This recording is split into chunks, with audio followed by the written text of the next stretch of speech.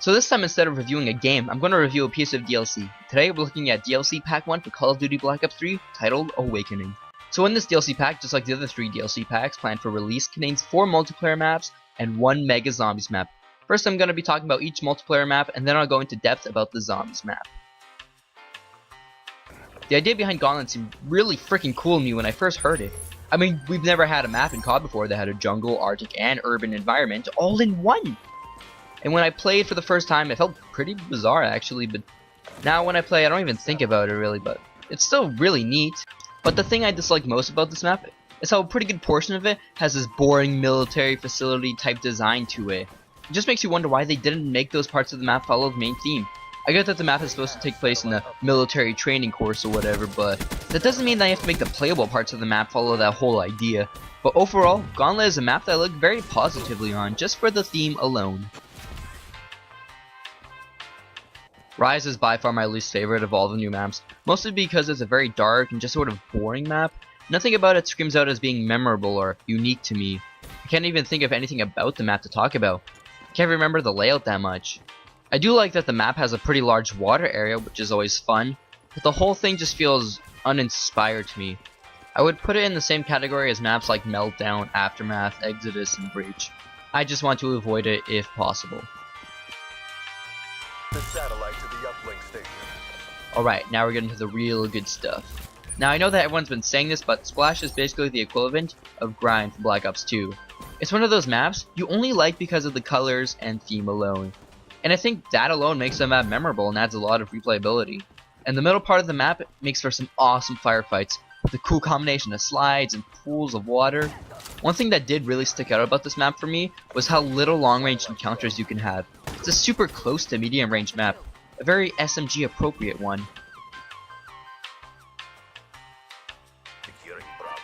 And now the juggernaut of the map pack, Skyjacked, with the exception of Horizon Draken, of course, because nothing beats zombies.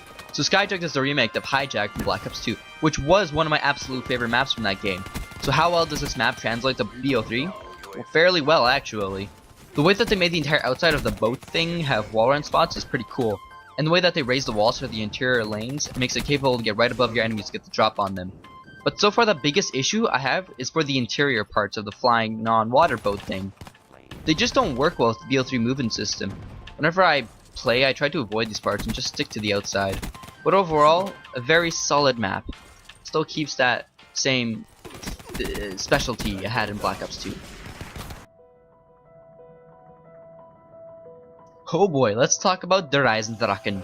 The Horizon Draken is a wonderful combination of a ton of different zombies elements across a few different maps like Origins and Mob of the Dead. The biggest criticism that I can give it though is that there isn't too much new stuff. You have the dragons that act the exact same as the dogs in Mob of the Dead. You have the 4 elemental weapons from Origins, the Wonder Fizz, the Panzer Soldat. There aren't any new perks at all, the Rocket Shield and Apothicon from Shadows of Evil.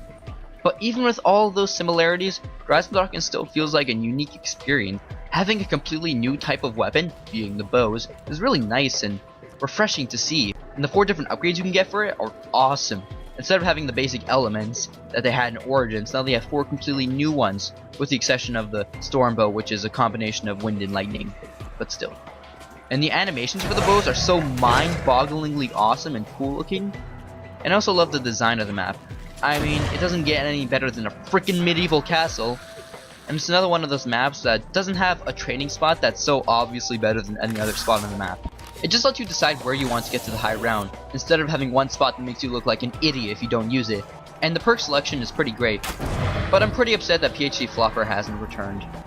The only real issue I have with this map is the Panzer. Now he can run at about your max speed if you don't have stamina. And that combined with his flamethrower does not equal to a good time at all. But even more annoyingly, now he throws stun grenades, so when you're trying to shoot him from a distance, you'll just get slowed down, giving the zombies a perfect opportunity to trap you, while you can barely even see where they are. And I think for a map size, it's pretty good. I would say that it's roughly the size of Buried, but in a smaller area. Overall, with all of its elements combined, Der Eisendrachen is easily one of my favorite maps. But that's just for now.